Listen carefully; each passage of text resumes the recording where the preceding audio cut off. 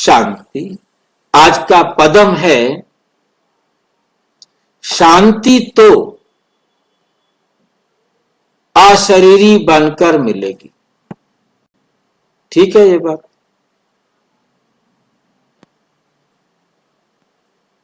ये बात ठीक है? बिल्कुल ठीक है। अशरीरी बनना माना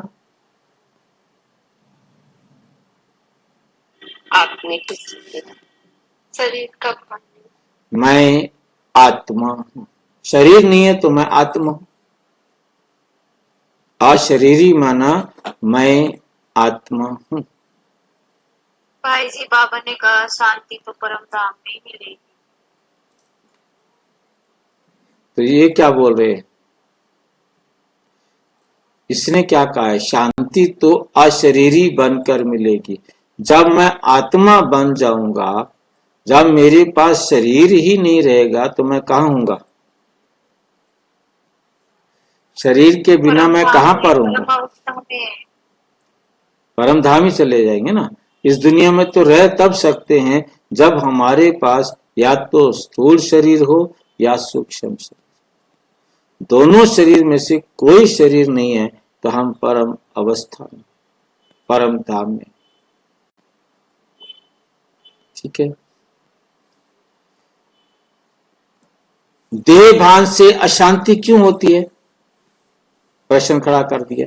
हम अशरीरी बन जाए, शरीर में रहने से अशांति क्यों हो जाती है भाई? आज हम उस गहरे सत्य को समझेंगे जो हमें शांति का वास्तविक अनुभव कराएगा। अक्सर हम सोचते हैं कि शांति किसी बाहरी परिस्थिति से मिलेगी। जंगलों में जाएं, मंदिर में जाएं, मस्जिद में जाएं, गुरुद्वारे में जाएं, चर्च में जाएं, किसी भी धार्मिक संस्थान पर जाएं या समुद्र के किनारे जाएं, पहाड़ों पर जाएं, प्रकृति के संपर्क में जाकर रहें। अक्सर हम सोचते हैं, परंतु बाहरी सोच। लेकिन क्या ये सत्य है? हम कहीं भी चले जाएं, क्या हमको वास्तव में शांति मिलेगी? देह भान का भ्रम, देह भान का भ्रम। देह भान का अर्थ किसको मालूम है? किसको याद है? देह भान किसको याद है? मेरा शरीर है, मेरा शरीर है, मैं पुरुष हूँ, मैं स्त्री हूँ, ये देह भान हुआ भाई जी। देह भान का अर्थ क्या है? हमने अच्छी तरह विस्तार से किया था, और कोई अच्छी तरह समझा सकता है?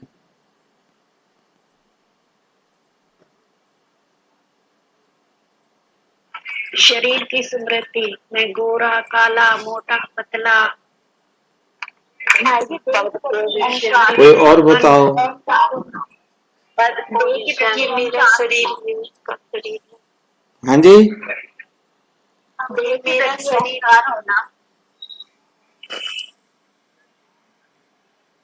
हमने इसको बहुत अच्छी तरह किया था, आप ध्यान नहीं रखते हो। आप मंथन ये करो। मेरा शरीर है, ये उस आत्मा का शरीर है। फिर से हम मेरे में फंसना। फिर हम उस सिचुएशन में चलते हैं कि देह भान में जब हम परमधाम से इस धरती पर आते हैं तो हमें ये होता है कि नीचे जाकर हमने कॉस्ट्यूम शरीर पहनकर पार्ट बजाना है, और हमारी अवस्था एक उस एक्टर की होती है जो किसी नाटक कंपनी में पार्ट बजा रहा है या वर्क कर रहा है। अब वो वहां जाता है, उसको जो ड्रेस दी जाती है, जो रोल प्ले करना है उसकी ड्रेस दी जाती है, वो रोल प्ले करता है, ड्रेस वहां उतारता है और वापस आ जाता है। फिर जाता है, जो रोल करना होता है ड्रेस देते हैं, पार्ट बजाते हैं और वापस आ जाता है। उसको उस ड्रेस से कोई अटैचमेंट नहीं होता, क्योंकि उसे मालूम है कि ड्रेस कंपनी की है, मालिक की है, मेरा इसमें कोई मतलब नहीं। मेरे को रोल करना है और रोल प्ले करने के लिए ड्रेस पहननी है, और जैसे रोल खत्म हो छोड़ करके जाना है। तो इस प्रकार से उसको ड्रेस से कोई अटैचमेंट नहीं होता। परंतु अब उसे जो है ना, जो ड्रेस दी गई है कि तुम्हारी है, ये डायरेक्ट डिक्लेयर होने पर कि जो जो ड्रेस तुम पहनोगे ना, ये तुम ही फिर पहनते रहना, यहाँ वापस छोड़ के जाने की जरूरत नहीं। अब इस लालच में आकर उन्होंने ड्रेस को समझ लिया ये मेरी ड्रेस है और वो तेरी ड्रेस है। मेरी ड्रेस और तेरी ड्रेस हो गई जब कोई नहीं थी। अब जब कोई ड्रेस नहीं थी, मेरा तेरा नहीं था, तब हम समझते थे ठीक है ये स्त्री की ड्रेस है, ये पुरुष की ड्रेस है। तो उस समय हम वो देह भान था हमारा कि हम ये देखते थे कि भी ना स्त्री है पुरुष है, बस और कोई मतलब नहीं होता था। परंतु धीरे धीरे हमारे अंदर ये परिवर्तन आया कि हमने उसे मेरा समझ लिया, ये मेरा शरीर है, ये मेरा शरीर है, मैं आत्मा हूं, ये मेरा शरीर है और ये तेरा शरीर है। जब ये मेरा और तेरा आया तो ये हमारे इसके गुण भी उसके साथ साथ हमारे पास आ गए, अवगुण भी उसके हमारे साथ आ गए। उन गुणों और अवगुणों को भी हमने मेरा समझा। हमें समझ में आता है, हमने कई बार ये चर्चा की है कि जिस जैसे ही हमने कहा ये शरीर मेरा, तो हमारा वजन 60 किलो 70 किलो जितना है उतना हो गया, नहीं तो हमारा वजन 0 था। तो यहां से बोला हमारा अभिमान शुरू हो जाता, वो गुण भी हमारे हो जाते हैं, कर्तव्य भी। जब तक हम इसको मेरा नहीं कहते तब तक हम इस संसार में आकर इस शरीर से पाठ बजाते रहे, सतो प्रधान रहे, अकर्म का खाता बना। धीरे धीरे हमारे अंदर ये मेरा आ गया, ये मेरा शरीर है। अब मेरा शरीर है आ गया तो हम उसमें फंस गए। ठीक है, तो हमारा मैं शरीर हूं ये मानना, ये केवल मैं शरीर हूं मानना नहीं, बल्कि ये भी मेरा शरीर है, ये भी यही भी देही भान, मतलब ये मेरा शरीर है। मतलब जब मैंने शरीर नहीं माना, मैं शरीर नहीं हूं, और उसके बाद मैं आत्मा हूं, ये स्मृति है, और ये स्मृति रहते हुए हम शरीर से अलग हैं, तब तक हम उसे क्या कहते हैं, देह भान। जैसे ही हमने मान लिया कि ये मैं आत्मा हूं ना मैं शरीर हूं, या ये मेरा शरीर है, ये दोनों ही देह अभिमान में आ जाते।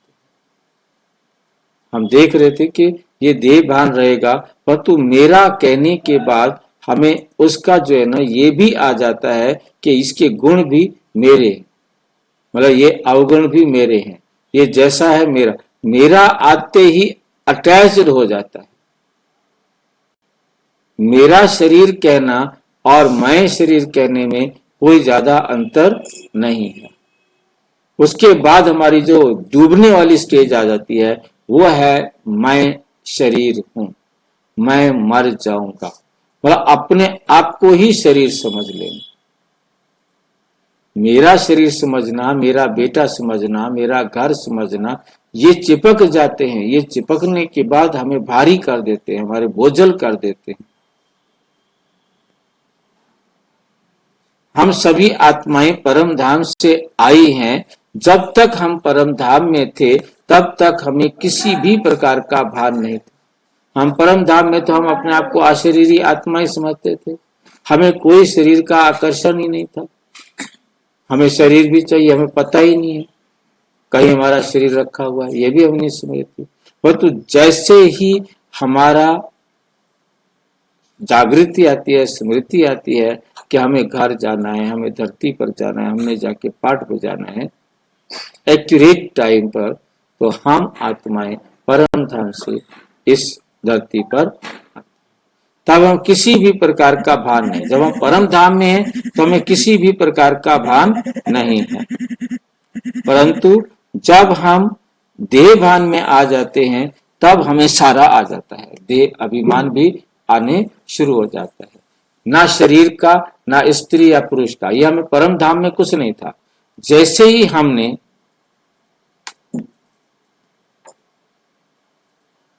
जैसे ही हमने ये संकल्प लिया कि ये मेरा शरीर है, उसी क्षण अशांति का बीज बो दिया।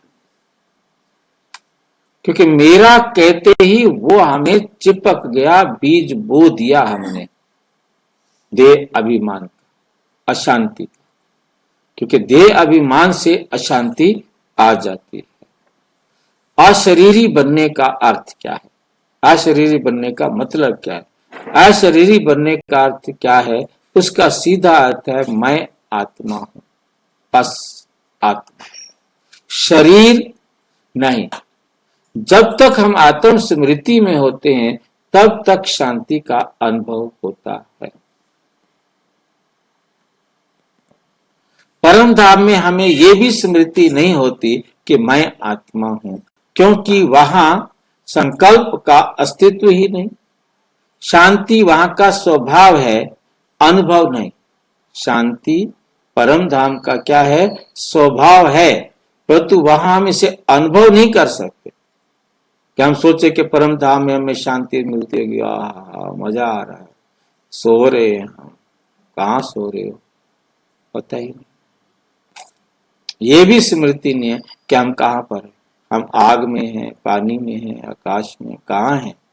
हम इन पांचों तत्वों से भी बाहर, छठे महातत्व में, खुद भी छठे महातत्व।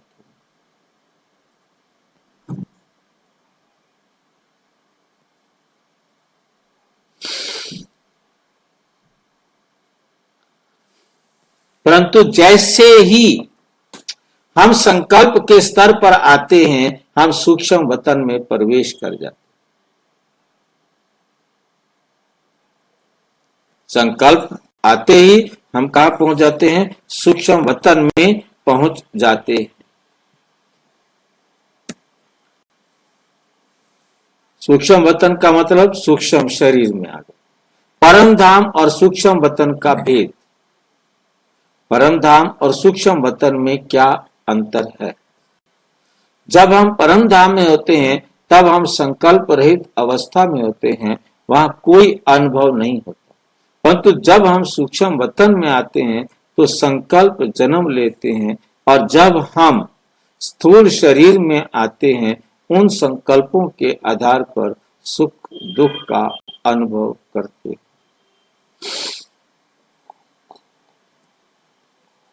शांति केवल आत्म स्मृति में है। शांति केवल किस में है? आत्म स्मृति में है। स्थूल शरीर में रहते हुए भी यदि हम सत्य मार्ग पर चलते हैं तो हमारा चित्त स्थिर रहेगा।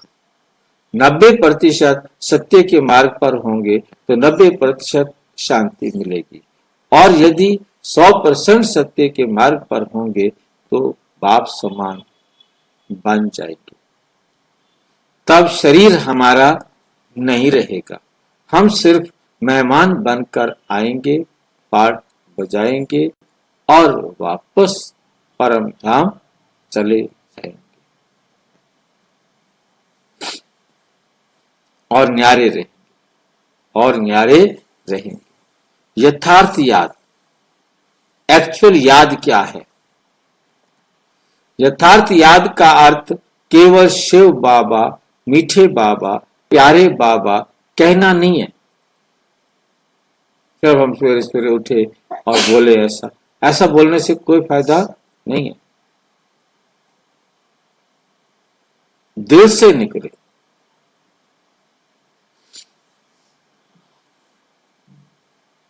शिव बाबा, मीठा बाबा, प्यारा बाबा कहना नहीं है।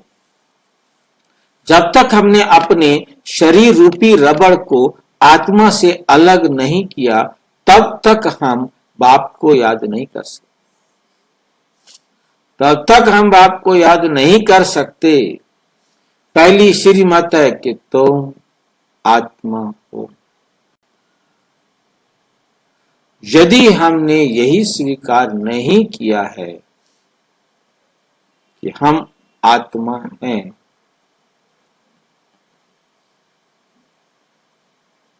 ये स्वीकार ही नहीं किया है, तो दूसरी किसी भी श्रीमत को जीवन में नहीं अपना सकते। पहली श्रीमत ही हम अपने जीवन में नहीं लाए हैं तो उसके बाद अगली कोई भी श्रीमत हमारे जीवन में नहीं आ सकती।